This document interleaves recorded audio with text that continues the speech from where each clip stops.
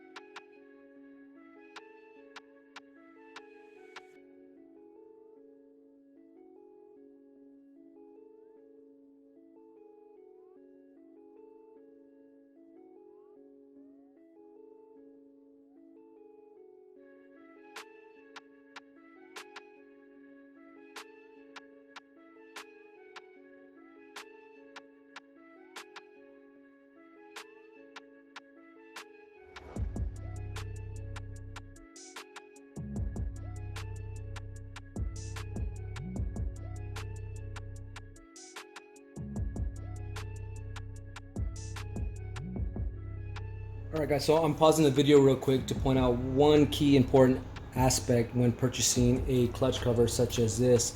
Most, if not all, of these units do not come with the oil level glass that goes here. Now what we need to do here today is go ahead and remove the OEM glass oil level unit, which is held in by silicone, and adhere it to our new clutch cover using Permatex Max Flex oil resistant silicone.